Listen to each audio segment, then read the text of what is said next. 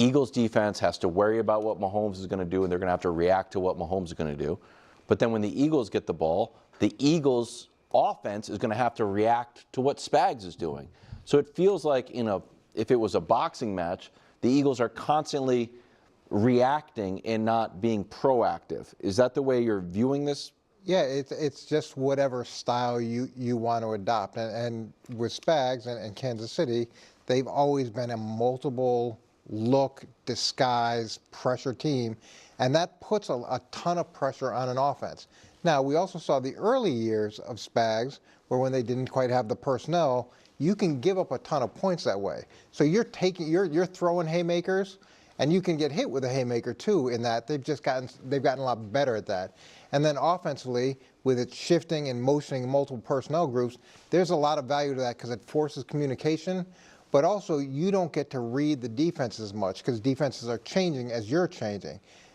Patrick Mahomes has been very good with that, so it just depends on what you like to do. They both put a lot of pressure on the opponent, the opposing units, but you can also take big hits with those too. I also, and Coach, tell me if you disagree with me. It feels like Philly, and this is a compliment, is we're going to line up and do what we do.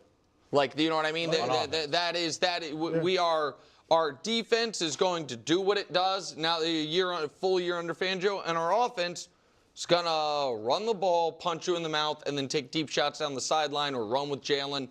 And the Chiefs are different every week and different, you know what I mean, as you're talking about as far as what they're doing pre-snap on both sides of the ball.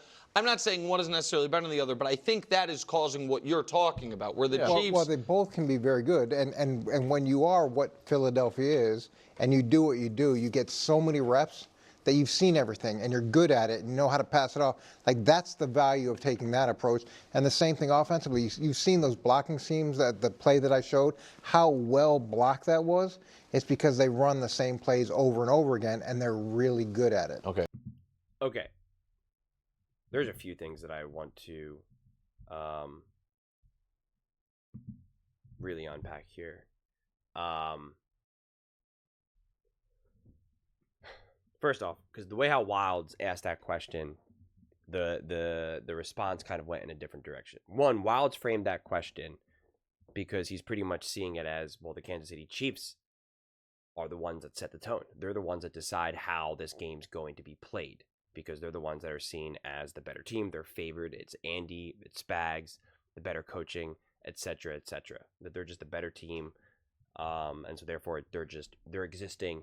The Eagles are just existing in the Kansas City Chiefs world. They're the reigning champions, all of that type of stuff.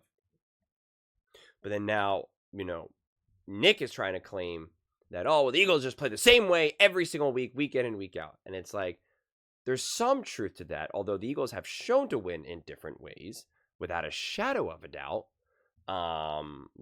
Case in point, what they just did against the Commanders. We don't even have to unpack that, because the way how they played against the Packers was different how they played against the Commanders, and the way how they played against I don't even want to say the Rams because that was a snow game, but just like we can all just go through all different games of how they were able to play and how they were able to go after it. Not to mention when Jalen Hurts got injured against the Commanders, the way how that offense was run was completely different, and yet they still completely held their own. Yes, they lost, but they still held their own and were right there to win the game. Devontae just dropped the ball. Devontae catches it, boom, game over. So let's just relax on the whole idea that the Eagles can only win one way, because that's absurd. That's asinine. And not to mention, Jalen Hurts has thrown the ball down the middle of the field plenty of times. Okay, so this idea that all they do is just run the ball or throw the ball deep along the sidelines, and like, that's it, that's all they can do. And it's like, okay. Not to mention, the Eagles have been winning, and they've been in control of the game. So why would they change their game plan? The reason why the Chiefs have had to play and win in all different ways, because they struggled. They struggled to win. Yes, the Kansas City Chiefs have a better record. Yes, you could even make the argument that the Kansas City Chiefs, should be favored in this game and will beat the Philadelphia Eagles. But it cannot be denied. It cannot be denied that the Kansas City Chiefs, throughout their games, struggled They were down in the fourth quarter more often. They needed more, comebacks. They needed more specific situational plays to go in their favor. They needed a fumble snapped, a blocked field goal, etc., etc. The Eagles did not. The Eagles did not. So yeah, they could just continue to play how they wanted to play. So why would they change it? Just to appease you? Just to make you happy? To make some random media person happy? To make some random fan happy? That's why they're going to do it? So it just doesn't really make sense. Sometimes they've won games because the defense was really making big plays and was in charge and really held the opposing offense to a low score. And other times it was the offense just really popped, especially in the second half, notoriously. So it's not really a 100% fair evaluation either. It's a fair slice of the Philadelphia Eagles pie. So it's like, sure, this one little segment makes sense, but it's misleading. It's too narrow. You got to pull back. You got to look at everything from 360 degrees. And again, what Wild said in a lot of ways was its own topic entirely, quite frankly, because that was more of kind of like how this is being discussed. And it's how they're being discussed because they keep discussing it through the lens of, well, the Kansas City Chiefs are 100% in charge here. And so the Eagles need to react. Now, again, I think that that's still a fair take no matter what lens you're looking at it through. You can look at it through the Eagles lens and be like, no, we're the better team. We have the better roster. Our offense is better. Our defense is better. We set the tone. We play the game on our terms. And I made the argument that that's how the Eagles should want to do. That's what they want to do. That they're not trying to be this, oh no, what are Spags going to do? What is Andy going to be? It's going to be like, no, this is great. Your defense is great. And that your defense wants to stop our offense. But you want to take away Saquon Barkley? Be my guest. Best of luck to you. It's not going to happen. We're going to find a way to make sure that Saquon eats. And you know what? Even if there's a couple of drives where you are kind of holding Saquon down, okay, we got Jalen Hurts. He can throw the ball. He can throw the ball to AJ, Devontae, whatever. And we're still going to be able to run the offense how we want to. Not like, what do we do? What do we do? What do we do? It's going to be like, yeah, you're still going to let the game come to you. You're still going to watch how this game unfolds and then make specific decisions throughout the game. So, I don't know. I need some help here. I don't know if I should ask this question because it could be, a can of worms. But like, for both sides, Kansas City Chiefs and the Philadelphia Eagles, I'm struggling to really feel like I'm coming across content and takes, no matter where it's coming from, quite frankly. Again, so this isn't about first things first. This is just about all the content out there right now, all the stuff that we are all consuming. I'm really struggling to find videos, clips, takes, etc., that really seem to satisfy or make a great deal of sense to me. Again, no matter what lens you're looking at it through, whether it's through the Chiefs lens, whether it's through the Eagles lens, etc., etc.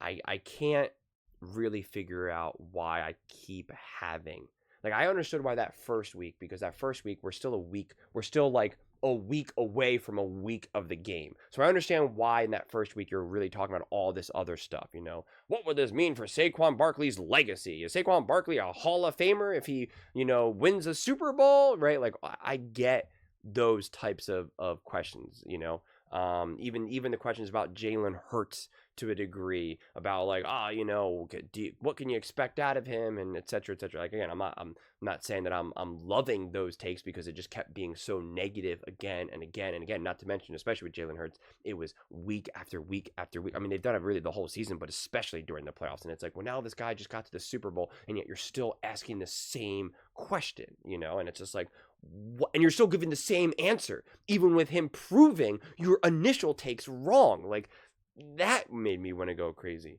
But now we're still kind of continuing with this trend. And like I said, it's all around, the media landscape. I'm seeing it from all different angles, from all different networks, from all different shows. I'm just failing to really feel like I don't know. It's very rare that I'm sitting back and watching a segment and I'm just like, yeah, that was awesome. That makes sense. I love that. And again, in a way, it benefits me because it gives me something to work with. Like the hardest clip to kind of break down is one that I just 100% agree with. And I'm like, yeah, no, they definitely, I agree, you know? And then I'm kind of like, what do I do here? So again, it benefits me, but like, I did not feel this way throughout the season necessarily. I still feel like a lot of this stuff made a lot of conceptual sense. And here, it just, to me personally, and that's why I'm curious, that's why I'm asking you guys straight up, like, what have been your, what have been your experiences with all of this? And again, I encourage both Chiefs fans and Eagles fans to answer this and try your best to do so in a slightly less, loud fandom manner, to try to look at it through a slightly more neutral lens, if that's possible. I totally understand if not. But that's just been my personal experience. And I just wonder, what would the questions, what would have the conversations been? Because I think in a lot of ways it's Chiefs driven, because there's just such a force of gravity around the Chiefs and Mahomes and Andy that people just can't look beyond that. That I feel as though if we got an Eagles-Bills Super Bowl, a Lions-Bills Super Bowl, Commanders-Ravens Super Bowl, pretty much any Super Bowl outside of this Eagles-Chiefs Super Bowl, we'd get different content and at least a different angle in all of this. And I think Jalen Hurts contributes to that too, because that gives so much weight, because people fundamentally still don't believe in Jalen Hurts. Whereas I feel as though, if let's just say if Baker Mayfield had Saquon Barkley on his team and they were just, a couple notches even better than they were, and now they found themselves in the Super Bowl, would people question if Baker Mayfield could have a big game in the Super Bowl? I actually don't think they would. I really don't think they would. I think Nick Wright would question, can Jared Goff have a big game in the Super Bowl? But I think for the most part, the vast majority of people would not question, could Jared Goff have a big game? They wouldn't question Ben Johnson. They wouldn't question Aaron Glenn. Now, do I think that they would still question it if it was the Kansas City Chiefs? I do, because like I said, they have so much weight to everything. And that's why I think if it was the Bills, if it was the Ravens, the Texans, the whoever, you would just get, potentially this more neutral landscape. And I feel like everything is still being filtered through this kind of twisted lens. And it's, it's just, I don't know. If Josh Allen was in the Super Bowl, would people be questioning, can he play, do they need a great game from Josh Allen or a clean game from Josh Allen? And here with the Philadelphia Eagles, the question is, can the Eagles win with a clean game from Jalen Hurts or a good game from Jalen Hurts? And I don't think they would have asked that question about Jared Goff. I don't think they would have asked that question about Baker Mayfield. I don't think they would have asked that question about Jaden Daniels. And it's just, and I'm not so sure that they would ask that question in terms of who has the edge, the Kansas City offense or the Philly defense. Like if it was, I don't know. Honestly, like if it wasn't for the Lions injuries, I think they would, if the Lions found themselves in the playoffs, in the Super Bowl, then they would have maybe still kind of presented a question like that. But I think it would have still been more like, will the injuries catch up to them against the Kansas City Chiefs offense, rather than this whole idea of the edge, especially if they were fully healthy and, they had Hutch and all that type of stuff. I don't know. It just seems like we're seeing everything through this distorted lens that I kind of just keep waiting for things to kind of clarify or straighten out, especially the closer we get to the actual Super Bowl itself. But instead, from my viewpoint, things continue to get muddled. Just been my experience, so I'm just curious what your guys's are. Again, for both Chiefs fans and Eagles fans, I feel as though even if you're like a diehard Chiefs fan, you would still be kind of like frustrated with some of this content. I'm sure if you're a super fan, you just want to hear nothing but positives. But if you're going to be like a little bit more biased, grounded, realistic fan, I feel like you would want to be like, well, dude, I want to hear, something that has a little bit more substance than, well, of course we'll find a way because we're Andy Reid, Spags, and Patrick Mahomes. Like, I think you would want more substance than that. You know, I think you would want to hear some of the reasons why you should fear what the Eagles can do defensively or offensively, and figure out what can your team do to combat that. You know, that to me seems like a more practical, you know, breakdown of what to expect and what to hope for in this game.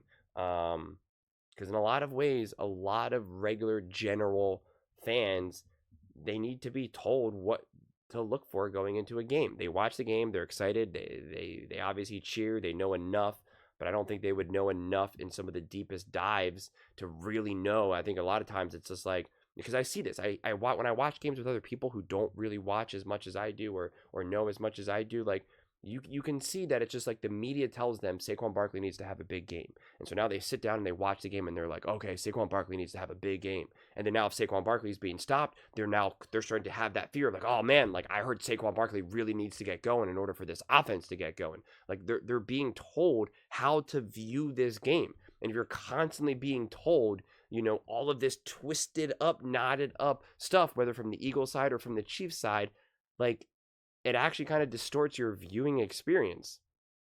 I don't know. Don't mean to get all meta on you, but that's where we're at in this Super Bowl coverage, man. That's where we're at. So, would love to hear your thoughts. Let me know in the comments below. I read every single comment. So whether you agree with me or disagree with me, either way, let's get in some discussions. Let's get in some fights. But ultimately, let's just have some fun. And please do consider subscribing. We're building an amazing community here, and I absolutely love to see you part of it. I want to build something that we all genuinely feel connected to. Something that we're really excited to be part of. I think we're well on our way to doing it. Please don't forget to give this video a thumbs up, as it really does help with the visibility and the algorithm. Thank you so much. See you next time.